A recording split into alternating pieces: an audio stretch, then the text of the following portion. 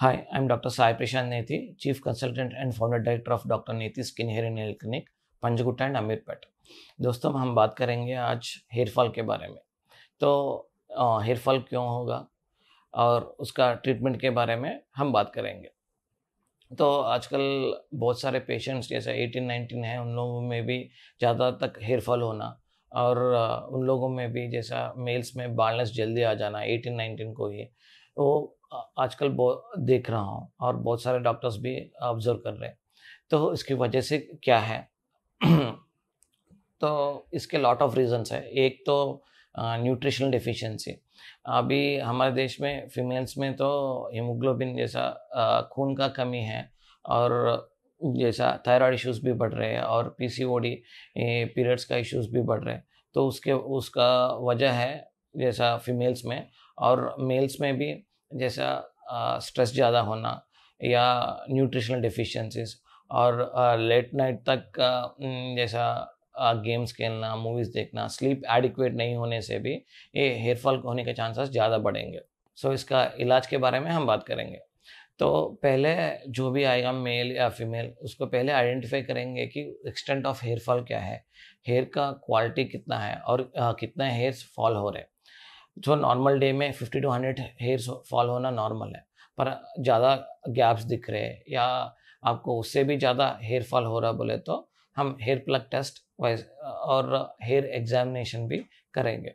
तो पहले हम आइडेंटिफाई करेंगे कि गैप्स कितना है, हेयर फॉल कितना ज़्यादा है और किसके वजह से हेयर फॉल हो रहा। जैसा अभी स्ट्रेस की वजह से हो रहा है ज़्यादा, जैसा एक्सटर्नल फैक्टर्स जैसे शैम्पू टिक का इस्तेमाल नहीं कर रहे हैं या डैंड्रफ जो भी शैम्पू आप इस्तेमाल कर रहे हो वो ठीक है, या आपका स्काल्प का हेल्थ ड्राई है, हेयर ड्राई है, वो सभी फैक्टर्स, एक्सटर्नल फैक्टर्स भी हम देखेंगे और इंटरनल फैक्टर्स भी हम पहले टेस्ट के जरिए देखेंगे।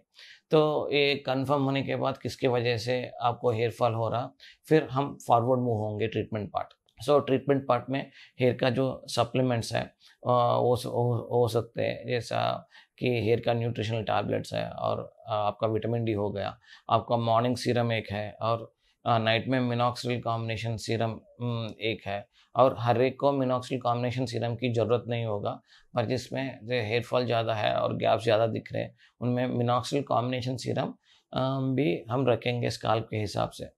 तो बहुत सारे लोग पूछते हैं, ऑलरेडी हम मिनॉक्सिडिल इस्तेमाल कर रहे हैं, ऑनलाइन में कोई ऐप है या ऑनलाइन में कोई वेबसाइट है वो रिकमेंड कर रहे हैं, वो लोग कस्टमाइज ट्रीटमेंट हम लिए उसका।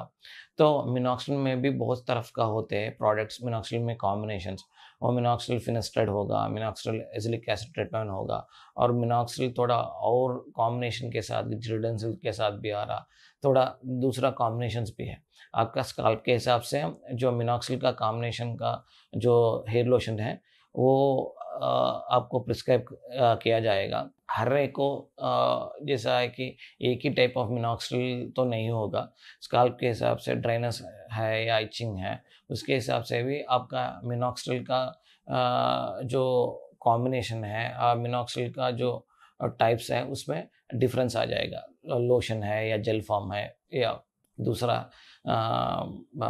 एक्वस फॉर्म है, तो उसके हिसाब से आपको ट्रीटमेंट होगा। मिनॉक्सिडिल के साथ पीआरपी या जीएफसी भी कर सकते हैं।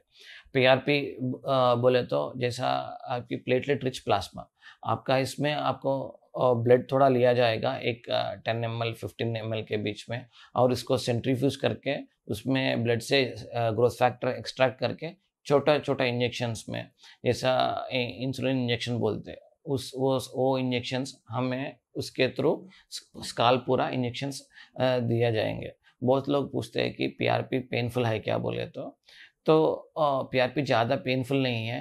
पहले पीआरपी के प्रोसीजर के पहले ही हम एनेस्थेटिक स्प्रे या क्रीम लगाने के बाद ही हम पीआरपी करते हैं।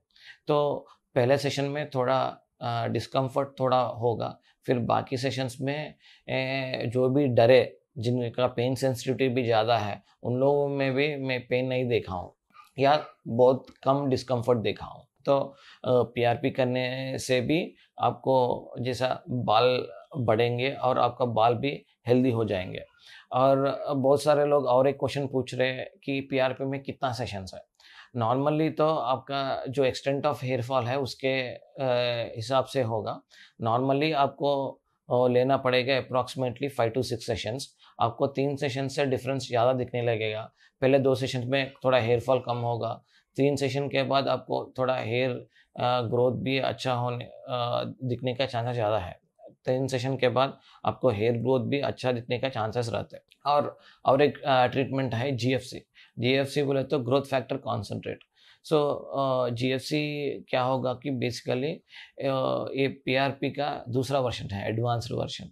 उसमें ऑलरेडी ट्यूब में ग्रोथ फैक्टर्स रहेंगे, तो हम जो भी ब्लड लेते हैं उनमें भी ग्रोथ फैक्टर्स सेंट्रीफ्यूज करके दोनों मिला के इंजेक्ट करते हैं। और जीएफसी थोड़ा टाइम टेकिंग प्रोसीजर है पीआरपी से कंपेयर किया तो, पर रिजल्ट्स भी जीएफसी का अच्छा है, पीआरपी से थोड़ा बढ़ के है रिजल्ट्स। तो पेशेंट के हिसाब से कितना एक्सटेंट ऑफ हेयर फॉल है और पेशेंट का एफोर्डेबिलिटी हिसाब से हम पीआरपी और जीएफसी डिस्कस करके एक कॉमन पॉइंट में आने के बाद ट्रीटमेंट शुरू करेंगे। और जीएफसी का भी आप 30 सेशंस के बाद आपको डिफरेंस दिखना शुरू हो जाएगा। पहले 2 सेशंस में हेयर फॉल कम होगा और उसके बाद डिफरेंस भी जो भी इम्प्रूवमेंट है वो एक्सपोनेंशियल हो जाएगा। बहुत सारे लोग क्वेश्चन पूछते हैं कि जीएफसी करने के बाद इम्प्रूवमेंट आया, फिर बाद में बाल नहीं चले जाएंगे क्या बोल के। तो अभी जो इम्प्रूवमेंट है आप उसका ख्याल रखें। तो जैसे आप मेंटेनेंस कर रहे हैं, उसका ठीक सा सीरम इस्तेमाल कर रहे हैं और आप स्ट्रेस फैक्टर आपका कंट्रोल में है, आप अच्छा डाइट ले रहे हैं, तो आपका बाल रहने का चांसेस ज़्यादा है। और जिनमें जेनेटिक फैक्टर है बालनेस का, तो उनमें उनको तो मेंटेनेंस करना पड़ेगा। फिर वो मेंटेनेंस होगा फिर ईयरली 1-2 सेशंस ऐसा। सो जिन लोगों में ऑलरेडी जेनेटिक फैक्टर वीक है उन लोग ज़्यादा ख्याल रखना चाहिए बाकी लोगों से।